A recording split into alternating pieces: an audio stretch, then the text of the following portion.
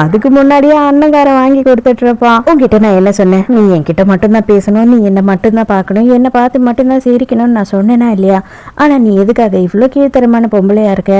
அது எப்படி? இன்னைக்கு வந்தான் என் அண்ணன், இன்னைக்கு தான் அவனை பார்த்த, உனக்கு அவனை யாருன்னே தெரியலன்னு சொல்ற, ஆனா அவன் கூட போய் டான்ஸ் ஆடிட்டு இருக்க, உனக்கு வெக்கமா இல்ல? நீ எல்லாம் பொம்பளையா அப்படின்னு சொல்லி ஹீரோ கோவப்படுறான். அவர் கம்பல் பண்ணும் போது என்னால ஒண்ணுமே அவரை பண்ண முடியல அப்படின்னு சொல்றா.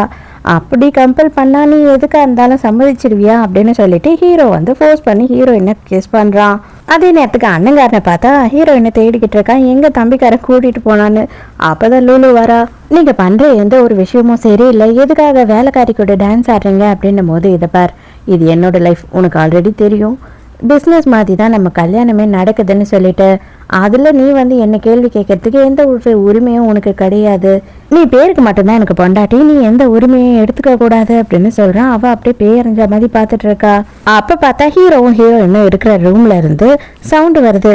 ரூமுக்கு வெளியில தான் வந்து அண்ணங்காரனும் லூலுவும் நின்றுக்கிட்டு இருக்காங்க. உள்ள யார் இருக்கா அப்படின்னு சொல்லிட்டு அண்ணங்காரன் கதவை தட்டிக்கிட்டே இருக்கான்.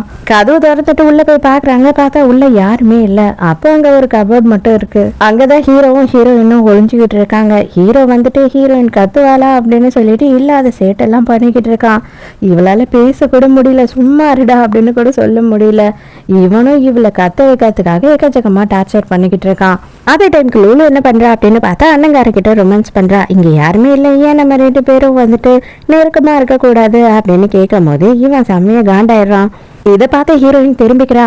உடனே இவன் செம காண்டாயிடுறான். அதையே நீ திரும்பிக்கிற, ஏன் அண்ணன் வந்து உனக்கு அந்த அளவு மனசுக்கு பிடிச்சி போயிடுச்சா? அதுவும் இன்னைக்கு பார்த்த ஒரே நாள்ல மரியாதையா பாரு, இல்லாட்டி நான் உன்னை கிஸ் பண்ணுவேன் அப்படின்னு சொல்லிட்டு ஹீரோயினை ஃபோர்ஸ் பண்றான். ஆனா இங்க அதே நேரத்துக்கு அண்ணங்காரன் என்ன பண்றான் அப்படின்னு பார்த்தா, உள்ள மாதிரி கேவலமான பொண்ணெல்லாம் நான் கல்யாணம் பண்ணிக்க மாட்டேன், நீ வாயை திறந்து அவை கெட்ட வார்த்தை தான் பேசுற, அசிங்கமா தான் பேசுற, இன்னொரு பொண்ணு அவ அப்படின்றது கூட கொஞ்சம் கூட யோசிக்காம அவளை பத்தி தப்பு தப்பா பேசுற, கண்டிப்பா இந்த கல்யாணம் நடக்காது, போய் உங்க அப்பங்கிட்டயும் அம்மா கிட்டயும் சொல்லு அப்படின்னு சொல்லிடுறான்.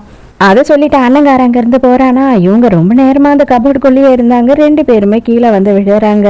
அப்பவும் சும்மா இல்லாம ஹீரோ வந்து ஹீரோயினை ஃபோர்ஸ் பண்ணி கிஸ் பண்றான். அவ்வளவுதான் கடுப்பான ஹீரோயின் என்ன பண்றா அப்படின்னு பார்த்தா எட்டி ஒரே ஒரு உததான். ஐயோ அப்படின்னு சொல்லி அலறி அடிச்சு ஹீரோ காய்ச்சி மூச்சுன்னு கத்திக்கிட்டு இருக்கான். ஹீரோயின் அங்க இருந்து எஸ்கேப் ஆகி ஓடிடுறா. என்ன ஆனாலும் சரி, இதுக்கு மேல இங்க இருக்க வேண்டாம் அப்படின்னு சொல்லி வீட்டை விட்டே போயிடலாம் அப்படின்னு நினைச்சு போற ஹீரோயினை யாரும் கடத்திடுறாங்க. பார்த்தா லூலு குடும்பத்தை சேர்ந்தவங்களும் தான் ஹீரோயினை கடத்திட்டு வந்துட்டாங்க. இப்போ வந்து அவளை செம்மையா டார்ச்சர் பண்ண ஆரம்பிச்சிடுறாங்க. தயவு செஞ்சு விட்டுடுங்க, எங்க அம்மாவை காப்பாற்றணுன்றதுக்காக தான் நான் வேலையே செஞ்சுக்கிட்டு இருக்கேன் அப்படின்னும் போது அவ என்ன சொன்னாலும் கேட்குற மாதிரி இல்லை. அங்க வேலை செய்யற 2 பேரை கூப்பிட்டு இவளை ரேப் பண்ணிடுங்க